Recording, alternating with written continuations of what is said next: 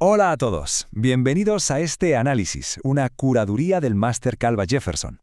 Bueno, vamos a sumergirnos de lleno en esto.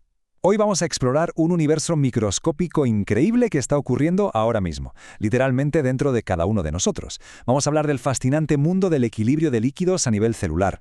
Muchas veces damos por sentado que nuestro cuerpo simplemente funciona, pero ahí dentro, a nivel celular, se está librando una batalla constante, silenciosa y la verdad súper elegante, para mantenernos con vida. Y todo sin gastar ni una sola gota de energía. El recorrido que haremos hoy es súper directo. Iremos del mecanismo de la ósmosis a ver por dónde entra el agua, descubriremos qué es eso de la tonicidad, analizaremos 3 escenarios celulares alucinantes y para terminar haremos un test rapidito para poner a prueba vuestra memoria. Vamos a ello. Empezamos con la sección 1, el mecanismo de la ósmosis. Es verdaderamente alucinante cómo las células mantienen su equilibrio interno sin sudar ni una gota. Imaginaos esto. Vuestras células están ahora mismo haciendo malabares con sus líquidos para mantener un ambiente estable, lo que llamamos homeostasis. Y lo hacen gratis, cero gasto de energía celular. A este mecanismo pasivo lo llamamos ósmosis. Básicamente es cuando el agua, que es nuestro solvente estrella, cruza una membrana celular. ¿Y hacia dónde va? Pues viaja desde donde hay mucha agua y poquitos solutos, hacia donde hay menos agua y más solutos o partículas disueltas. Es como si el agua quisiera ir a diluir esa zona más concentrada para que todo quede perfectamente equilibrado. Y esta imagen ilustra brillantemente lo que os cuento. Fijaos en el comportamiento del agua cuando hay una barrera selectiva de por medio. Si a un lado tenemos agua pura y al otro una solución llena de partículas que no pueden cruzar, el agua dice, voy para allá a equilibrar las cosas. Entonces el agua se desplaza físicamente hacia el lado con mayor concentración de solutos. Literalmente empuja, crea presión y sube el nivel del líquido en ese lado hasta alcanzar el ansiado equilibrio. Pura física y biología trabajando en perfecta armonía. Pasamos a la sección 2, las vías de entrada del agua. Vamos a acercarnos un poco más para ver exactamente cómo logra el agua atravesar las defensas de la célula. A ver, ya sabemos por qué se mueve el agua, pero surge una gran pregunta. ¿Cómo consigue atravesar esa formidable barrera que es la membrana celular?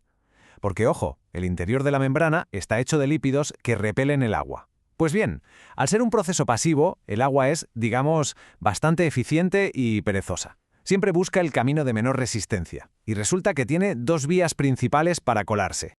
La primera vía es la difusión simple. Aquí, las moléculas de agua logran escurrirse muy despacito, apretujándose entre las colas de los fosfolípidos que forman el muro de la membrana. Es un proceso de filtración estrecho y bastante lento. Pero luego tenemos la vía rápida, las famosas aquaporinas, me encanta este nombre.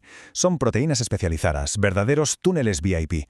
Una autopista construida en la membrana exclusivamente para que el agua entre y salga a una velocidad de vértigo.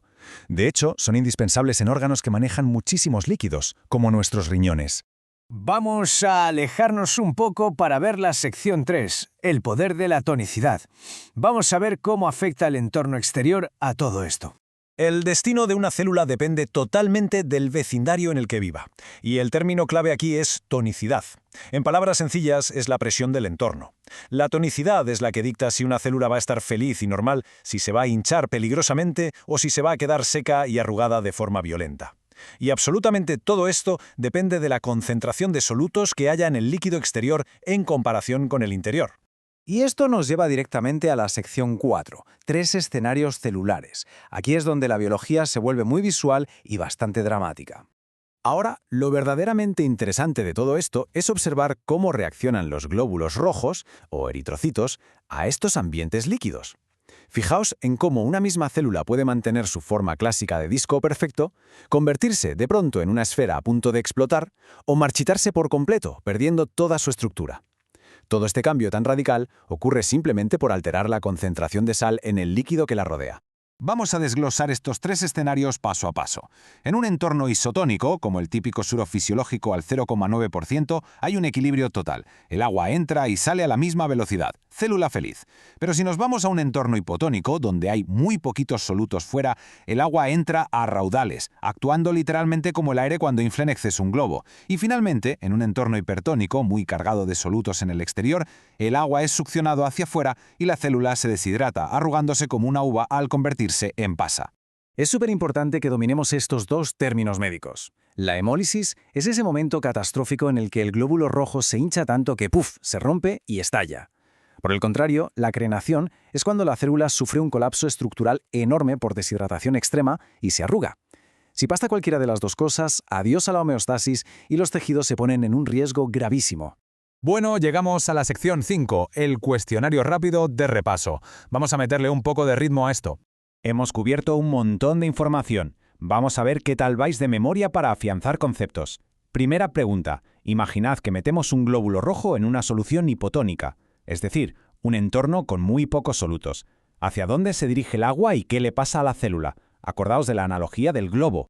Eso es, como hay más solutos dentro de la célula que fuera, el agua entra rapidísimo. Provoca que la célula se hinche a tope y potencialmente explote, lo que conocemos como hemólisis. Segunda pregunta, y esta es importantísima para entender la eficiencia de nuestro cuerpo. ¿Verdadero o falso? ¿Tienen las células que gastar su preciada energía cinética para empujar el agua durante la ósmosis? El punto crucial de todo este análisis es que es absolutamente falso. La ósmosis es por definición un mecanismo pasivo. Fluye de forma natural, sin coste alguno, gracias a las leyes físicas y a los gradientes de concentración. Pura eficiencia de la naturaleza. Venga, una última pregunta de vocabulario rapidita. Si metemos una célula en una solución muy salina, hipertónica, el agua saldrá pitando hacia el exterior. ¿Cuál es esa palabra tan específica para describir cuando la célula se encoge y se arruga? Crenación. Sin duda, un término genial para añadir a vuestro vocabulario científico. Dominar esto os permite entender de inmediato lo que le está pasando a vuestro cuerpo a nivel microscópico si sufrís una deshidratación extrema. Y para cerrar nuestro análisis de hoy, os dejo con esta idea en la cabeza. ¿Os dais cuenta de que nuestra propia existencia depende de este baile silencioso del agua? Un líquido moviéndose de forma pasiva, colándose por pequeños túneles de proteínas, solo para mantener un equilibrio perfecto. Algo tan pequeño es lo que rige la supervivencia de absolutamente todo organismo vivo en nuestro planeta. De locos, ¿verdad? Espero que os haya fascinado tanto como a mí. Hasta la próxima exploración.